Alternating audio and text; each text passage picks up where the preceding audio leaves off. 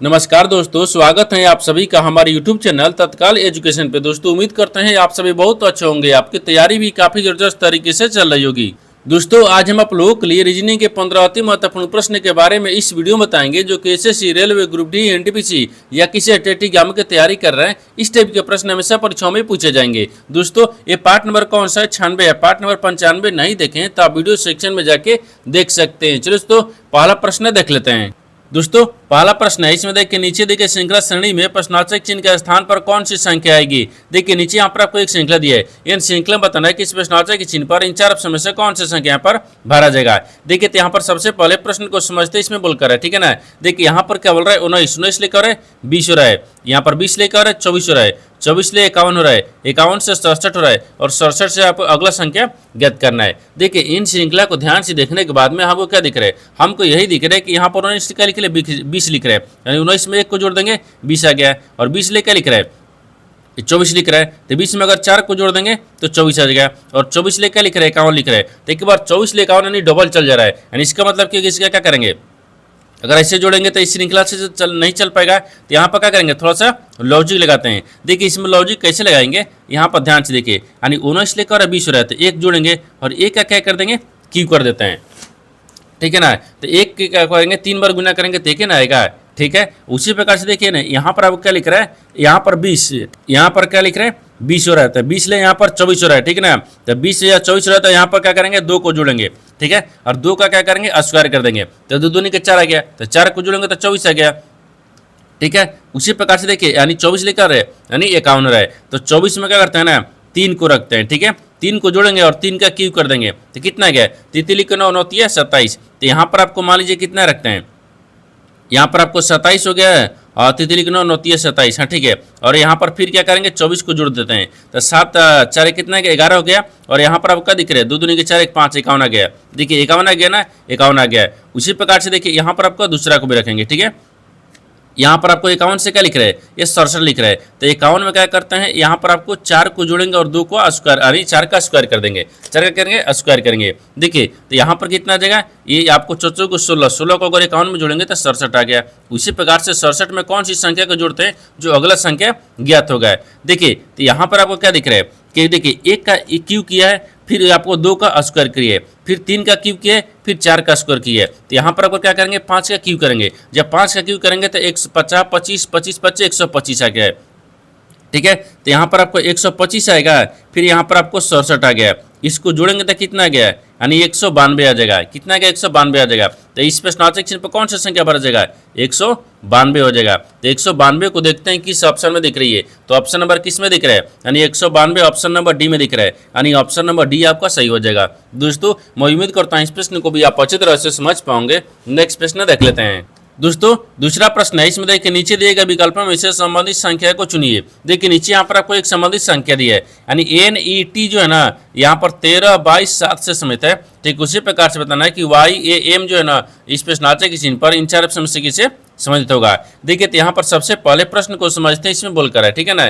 देखिए यहाँ पर क्या बोल रहे हैं, ये अगर मान लीजिए स्थानीय मान रखेंगे, ठीक है, एन का स्थानीय मान इसका भी और इसका भी सबका जोड़ेंगे तो क्या यहाँ पर 13,227 नहीं आ पाएगा, ठीक है ना। इसमें थोड़ा सा लॉजिक लगाते हैं। देखिए लॉजिक कैसे लगाएंगे, यहाँ पर आपको देखिए एम, ठीक है, पहले इसको स्थानीय मान लिखते हुए देखते हैं, 13 कितने पाता है, एम पाता है, और यहाँ पर आपको 22 कितने पाता है, तो भी पाता है, और जी कितने पाता है, 7 पाता है। देखिए इन सब का क्या करेंगे, ये स्थानीय मान लिख रहा है, ठीक है ना, इसका स्थानीय मान हो गया, यानी 13 का, यानी 13 एम का स्थानीय मान 13 हो गया, भी का स्थानीय मान 22 हो गया, और जी का स्थानीय मान 7 हो गया। यहाँ तक तो ठीक है, ठीक ना। लेकिन देखिए यहाँ पर एन से क्या लिख रहा है, एन से एम लिख रहा है, तो एन से एम लिख रहा है तो एक क्या लिख रहा है, विपरीत लिख रहा है, ठीक है ना, विपरीत अक्षर है। फिर यहाँ पर आपको एन से ई से क्या लिख रहा है, भी लिख रहा है, तो ई भी आपको विपरीत अक्षर दिख रहा है, यानी टी से क्या लिख रहा है, जी लिख रहा है, ई भी आपको विपरीत है, यानी इसका मतलब क्या हो गया, ये विपरीत हो गया, ठीक है ना, ये विपरीत अक्षर है,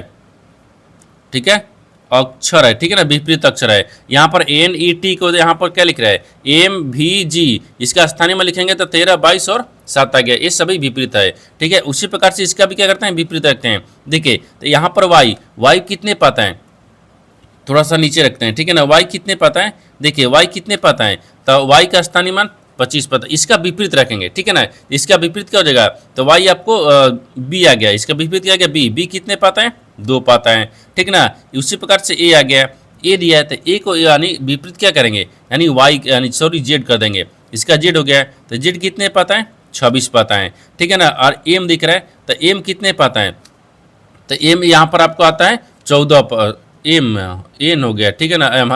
एम कितने पाता है, तो एम आपको 14 पर दिख रहा है, ठीक है ना। और एम आपको 13 14 यहाँ पर 14 पर आएगा, एन होगा ना यहाँ पर, इसका मतलब कि यहाँ पर एन होगा, ठीक है ना, एम नहीं हो पाएगा, ठीक है। देखते हैं यहाँ पर मान लीजिए 14 हो गया, देखिए तो एम का विपरीत करेंगे ना, तो एम का विपरीत यहाँ पर कितना आ जाएगा, यानी एन होगा, ठीक है ना। एम का विपरीत एन हो गया, ये कितने पाता है, ये 14 पाता है, ठीक है ना। तो ये भी क्या हो गया, विपरीत हो गया, विपरीत, ठीक है, ये अक्षर दिख रहा है, ठीक है ना, विपरीत अक्षर हो जाएगा।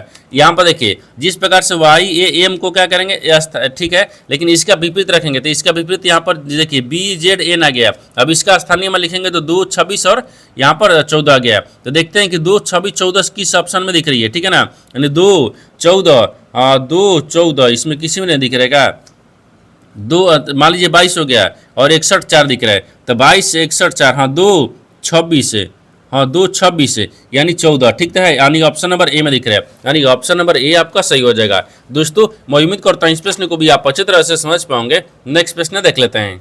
दोस्तों 13वां प्रश्न है, इसमें है कि एक पंक्ति में राम बाएं से 16वें एवं दाएं से 15वें स्थान पर बैठा है, तो कितने व्यक्ति और शामिल किए जाए कि कुल 50 व्यक्ति हो जाए। देखिए यहाँ पर सबसे पहले प्रश्न को समझते इसमें बोल कर है, ठीक है ना। यहाँ पर क्या बोल रहा है कि एक पंक्ति है, एक पंक्ति में राम का जो है ना बाएं से 16वें हैं और दाहिने से 15वें हैं, ठीक है, दाहिने से और बाएं से 15वें और 16वें हैं। बोल रहा है कि कितने व्यक्ति और शामिल की जाए कि कुल व्यक्ति कितना हो जाए 50 हो जाए, ठीक ना। तो कितने व्यक्ति और इसमें शामिल करेंगे, देखिए तो यहाँ पर क्या करिएगा, वीडियो को रोककर खुद अपने आप से बनाने का कोशिश करिएगा और 15 प्रश्न में से अपने कितने प्रश्न सही किए वीडियो को लास्ट में कमेंट में जरूर बताइएगा। और इस चैनल पर पहली बार आए तो चैनल को सब्सक्राइब कर बेल आइकन घंटी के ऊपर जरूर कर लीजिए, क्योंकि सबसे पहले इस तरह क्लास आपको मिलता रहे। तो देखिए यहाँ पर सबसे पहले प्रश्न को समझते हैं, ठीक है ना। तो यहाँ पर आपको एक पंक्ति है, बाएं से कितना बोल रहा है 16वां बोल रहा है, तो बाएं से 16वां हो गया राम, ठीक है। तो दाहिने से क्या दिख रहा है 15वां दिख रहा है,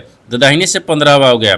अब बोल रहा है कि बैठा है, तो कितने व्यक्ति और शामिल किए जाए कि 50 व्यक्ति हो जाए। तो कितने व्यक्ति बोल रहा है कि शामिल किए जाए ना, इन दोनों का आपस में जोड़ेंगे और -1 कर लेंगे।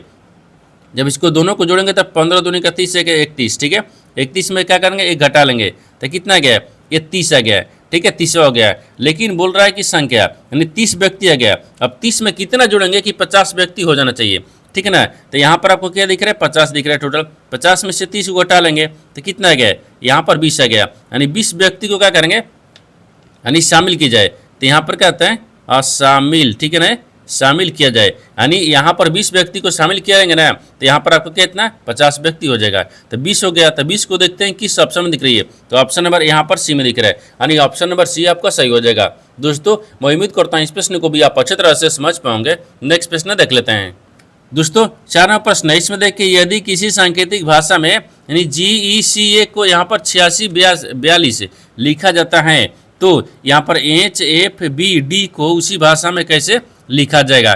देखिए यहाँ पर सबसे पहले प्रश्न को समझते इसमें बोलकर है, ठीक है ना। देखिए यहाँ पर क्या बोल रहा है, यहाँ पर आपको बोल रहा है ना कि यदि किसी सांकेतिक भाषा में यानी GEAC को क्या लिख रहे हैं 86 और 42 लिखा जाता है, उसी कुल भाषा में बताना है कि यहाँ पर HFDBD को किसी प्रकार से लिखा जाएगा, ठीक है। तो सबसे पहले यहाँ पर देखिए यहाँ पर क्या लिख रहे हैं, G लिख रहा है, E लिख रहा है, C लिख रहा है और A लिख रहा है। इनको क्या लिख रहा है, तो इनको देखिए ना, इनको यहाँ पर रखते हैं, ठीक है। इनको कैसे लिख रहे हैं, तो यहाँ पर 8 लिख रहा है और 6 लिख रहा है, 4 लिख रहा है और 2 लिख रहा है, ठीक है, ऐसे लिख रहा है। अब उसी कुल भाषा में बताना क्या है कि देखिए H हो गया यानी F हो गया और B हो गया और D हो गया, इनको कैसे लिखा जाएगा, ठीक ना। तो यहाँ पर ध्यान से देखिए ये लिखा जाएगा। तो यहाँ पर आपको ध्यान से देखने के बाद में क्या दिखा है, देखिए यहाँ पर आपको क्या दिख रहा है, यहाँ पर देखिए G से क्या लिख रहे हैं, ये यहाँ पर G से क्या लिख रहे हैं यानी 8 लिख रहे हैं। तो G अगर 7 पाता है, G कितने पाता है 7 पाता है, तो G में 1 को जोड़ देंगे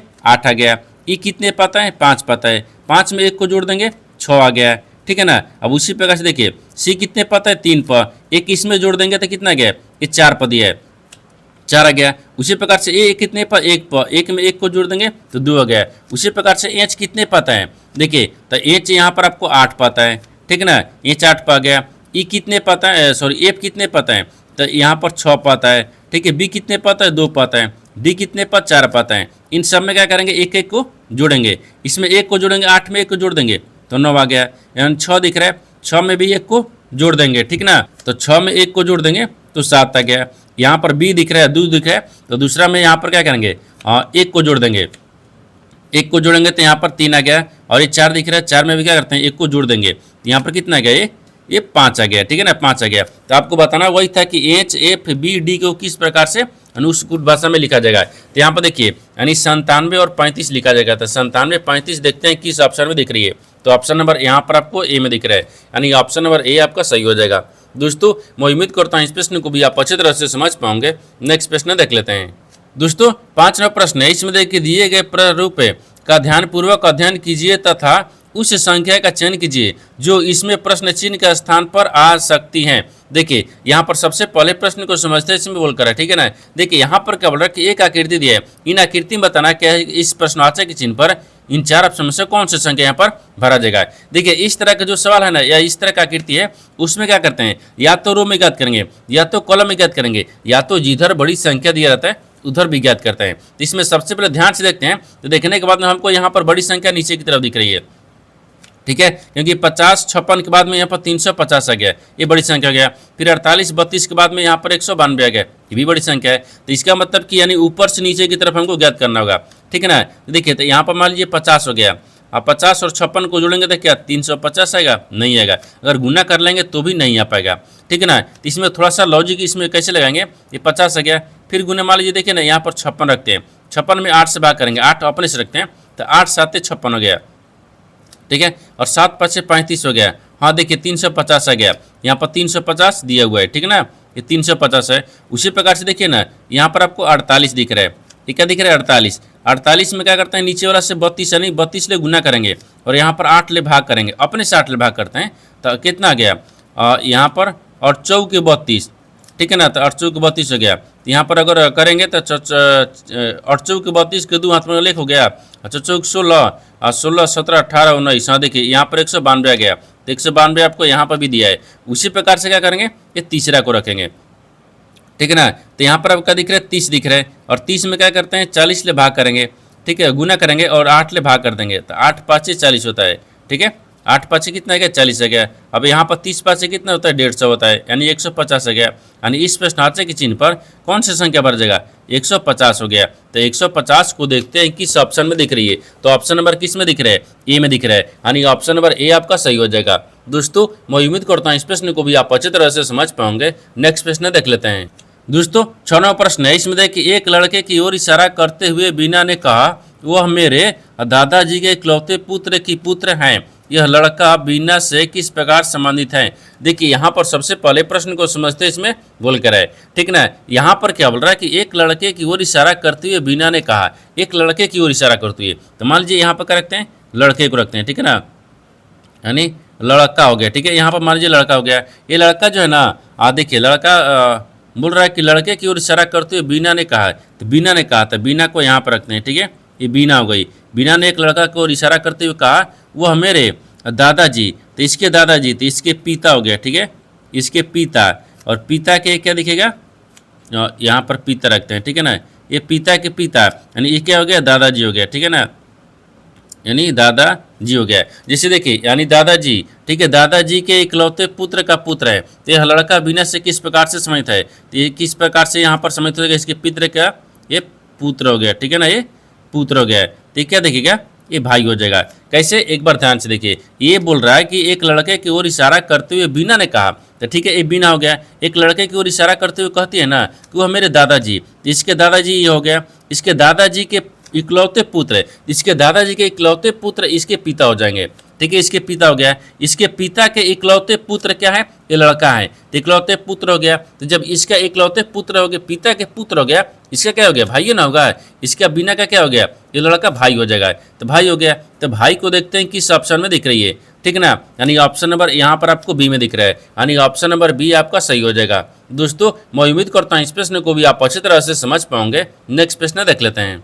दोस्तों 7वां प्रश्न है, इसमें देखिए उस विकल्प का चयन करें जो तीसरे शब्द से उसी तरह से संबंधित है जैसे दूसरा शब्द पहले शब्द से संबंधित है। देखिए यहाँ पर सबसे पहले प्रश्न को समझते इसमें बोल कर है, ठीक है ना।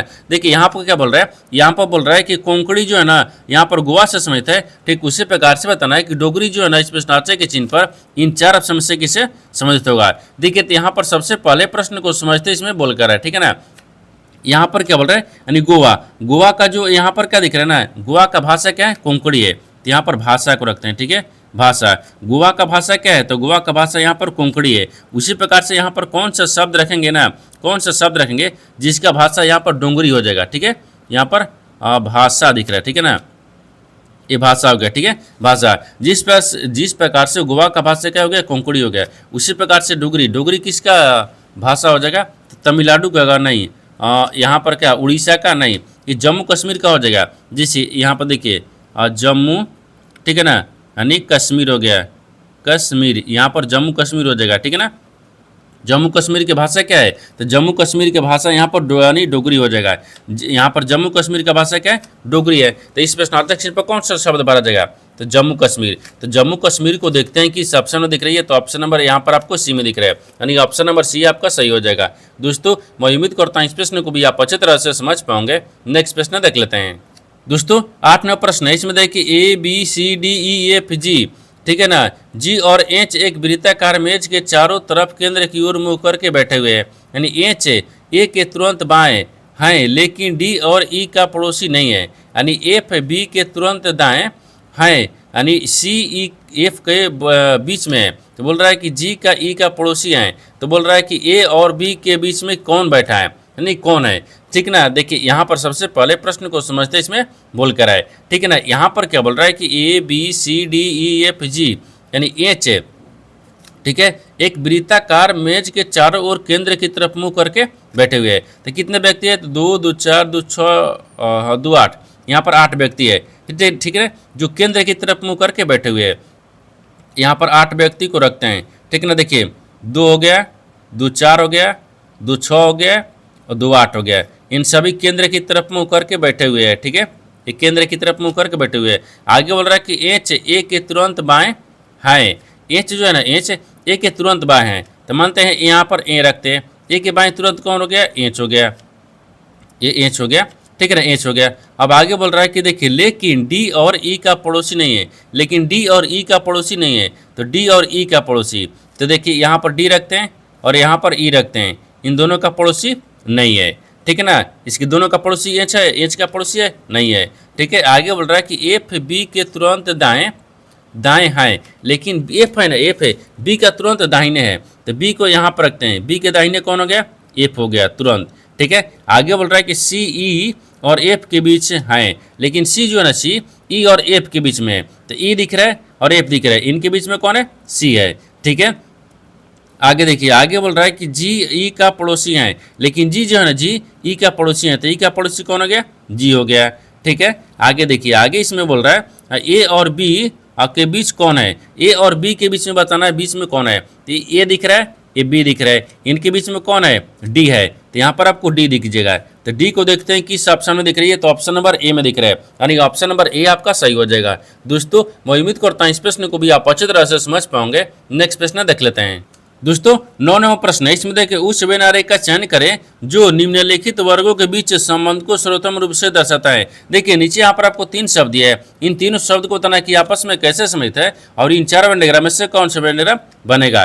देखिए तो यहाँ पर सबसे पहले प्रश्न को समझते इसमें बोलकर है, ठीक है ना। देखिए यहाँ पर क्या बोल रहे हैं, महिला दिए, रिश्तेदार दिए और चाचा दिए, तो सबसे कॉमन क्या करेंगे, तो सबसे कॉमन यहाँ पर क्या दिख रहा है, तो मान लीजिए सबसे कॉमन हमको क्या दिख रहा है, रिश्तेदार दिख रहा है, ठीक है ना। तो यहाँ पर रिश्तेदार को रखते हैं, यानी रिश्तेदार हो गया, ठीक है। रिश्तेदार, रिश्तेदार के अंदर में चाचा आ जाएगा, ठीक है। ये चाचा दिख रहा है, रिश्तेदार के अंदर में चाचा आ जाएगा। लेकिन यहाँ पर क्या दिख रहा है, यानी कुछ यहाँ पर रिश्तेदार है ना, वो महिला में दिखेगा, ठीक है।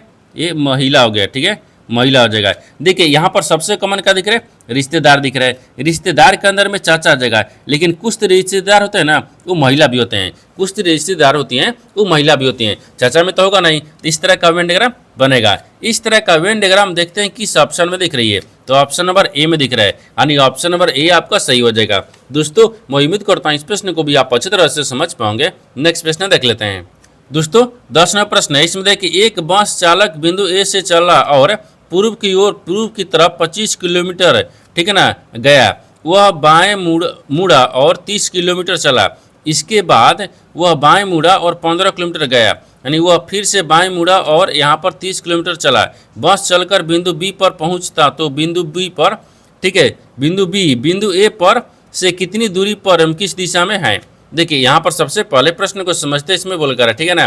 देखिए यहाँ पर क्या बोल रहा है, ये बोल रहा है कि एक बस चालक है, ठीक है ना, यानी बिंदु ए से चलना शुरू करता है और पूर्व की ओर 25 किलोमीटर चलता है। उसे पहले क्या करेंगे, एक डायग्राम को बनाते हैं, ठीक है ना। तो मानते हैं यहाँ पर आपको एक डायग्राम बना देते हैं। ये बनाते हैं, यहाँ पर एक पूर्व होता है, यहाँ पर पश्चिम होता है, ऊपर में उत्तर होता है, नीचे दक्षिण होता है, ठीक है ना। बना दिए। अब यहाँ पर बोल रहा है कि देखिए पूर्व की ओर यहाँ पर 25 किलोमीटर चलता है, ठीक है। तो मानते हैं यहाँ पर पूर्व की तरफ 25 किलोमीटर चलाते हैं। यहाँ पर मान लीजिए ए हो गया, ठीक है ना, ए हो गया, ये हो गया। यहाँ से पूर्व चलता है तो पूर्व यहाँ आ गया। ये कितना चला, 25 किलोमीटर चल गया, ठीक है। आगे बोल रहा है कि वह बाएं मुड़ता है और 30 किलोमीटर चला है, फिर बाहिने मुड़ता है तो 30 किलोमीटर चलता है, 30 किलोमीटर चल गया, ठीक है ना। अब बोल रहा है कि इसके बाद वह बाएं मुड़ता है और 15 किलोमीटर चलता है, फिर बाएं मुड़ता है तो 15 किलोमीटर चलता है, ठीक है ना। ये 15 किलोमीटर चलता है, यानी वह फिर से बाएं मुड़ता है और 30 किलोमीटर चलकर बिंदु बी पर पहुंचता है, तो ठीक है ना। तो फिर यहाँ पर बाएं मुड़ता है और 30 किलोमीटर चलता है तो बिंदु यहाँ पर बी पर पहुंच जाता है। ये बी हो गया, ठीक है, बी पर पहुंच जाता है। तो बिंदु बी और बिंदु ए से कितनी दूरी और एम किस दिशा में है, तो बोल रहा है कि यहाँ पर आपको बी और ए के बीच की दूरी बताना है। तो बी और एच के बीच की दूरी देखिए यहाँ पर रखेंगे, यहाँ पर बी और एच के बीच की दूरी इतना हो गया है। ये किस दिशा में है, यानी ए पर आने के लिए उससे किस दिशा में और कितनी दूरी भी दिख रहा है। देखिए तो यहाँ पर बी से जब ए पर आएगा यानी पश्चिम की तरफ आएगा, तो यहाँ पर आपको पश्चिम हो जाएगा, ठीक है ना। ये पश्चिम दिख रहा है। तो पश्चिम कितने किलोमीटर है, ये टोटल कितना दिख रहा है। देखिए यहाँ पर टोटल कितना दिख रहा है, तो टोटल आपको यहाँ पर आपको कितना दिख रहा है, ए 25 दिख रहा है। तो 25 हो गया, ठीक है, ये 25 हो गया। और 25 में क्या करेंगे, ए माइनस करेंगे 15 को माइनस करेंगे तो यहाँ पर कितना बच गया, 10 किलोमीटर। तो यहाँ पर आपको 10 रखते हैं ना, यहाँ पर 10 किलोमीटर हो गया, ठीक है ना। ये 10 किलोमीटर है। तो यहाँ पर पश्चिम की तरफ 10 किलोमीटर हो गया। तो पश्चिम की तरफ 10 किलोमीटर देखते हैं किस ऑप्शन में दिख रही है, तो ऑप्शन नंबर यहाँ पर आपको डी में दिख रहा है, यानी ऑप्शन नंबर डी आपका सही हो जाएगा। दोस्तों मैं उम्मीद करता हूँ इस प्रश्न को भी आप अच्छी तरह से समझ पाओगे। नेक्स्ट प्रश्न देख लेते हैं।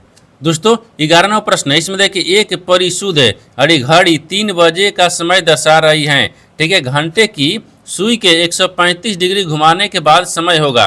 देखिए यहाँ पर सबसे पहले प्रश्न को समझते इसमें बोलकर है, ठीक है ना। देखिए यहाँ पर क्या बोल रहा है, ये बोल रहा है ना कि एक मान लीजिए घड़ी है, ठीक है, एक घड़ी में 3 बज रहा है, ठीक है। जब समय 3 दर्शा रहा है, ठीक है ना, दर्शा रहा है तो घंटे की सुई, जब घंटे की सुई 125 डिग्री जब घूमेगा ना तो समय कितना दिखेगा, आपको इसी को बताना है, ठीक है। देखिए तो सबसे पहले देखते हैं कि यहाँ पर आपको कितना बज रहा है, ये 3 बज रहा है, ठीक है। अब जब घंटे का सुई ना जब 135 डिग्री जब हम घुमाएंगे ताकि समय कितना दिखेगा, तो देखिए यहाँ पर सबसे पहले क्या करेंगे, जब 3 बज रहा है तो 3 पर घड़ी के घंटे की सुई होगा, ठीक है। तो यहाँ पर आपको घंटे के सुई जो है ना 1 घंटे में कितने डिग्री घूमती हैं। देखिए तो यहाँ पर आपको लिखते हैं और घड़ी की नहीं घंटे रखते हैं, ये घंटे, ठीक है ना, यानी घंटे की सुई, ठीक है, घंटे की सुई, ठीक है ना। एक घंटे की सुई 1 घंटे में, ठीक है, 1 घंटे में कितना, तो 1 घंटे में 30 डिग्री घूमते हैं, ठीक है ना। ये 30 डिग्री घूमती है,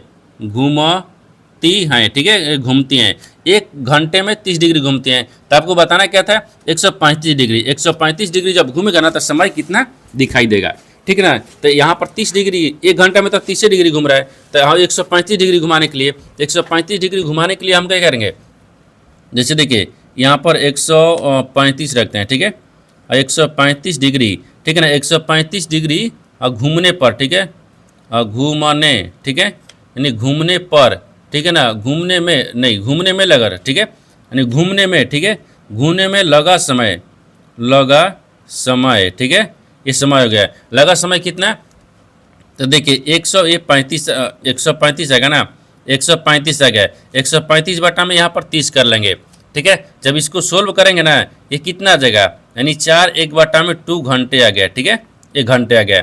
1 पूर्णांक 4 बटा में, यानी 4 पूर्णांक 1 बटा में 2 आ गया, इतना घंटे आ गया। अब इसको क्या करेंगे, हम आकर किलो में जाते, इसको तो पूर्णांक में आ गया, तो पूर्णांक में आ गया ना, इसको करेंगे क्या, तो 135 डिग्री घूमने के लिए यानी सुई, तो कितना क्या, तो इतना घंटे समय लगेगी, ठीक है, इतना घंटा हो गया। इसको क्या करेंगे, तो 4 दूनी के 8, 8 एक माइनस करेंगे 7, 7:30 हो रहा है, ठीक है। तो समय कितना दिखाएगा, तो यहाँ पर आपको 7:30, ठीक है, ये बजे दिखेगा, ठीक है ना। तो आपसे वही पूछा है कि देखिए अगर 135 डिग्री घुमाएंगे तो समय कितना दिखेगा, तो 7:30, क्योंकि यहाँ पर 4 पूर्णांक 1 बटा में 2 आ गया।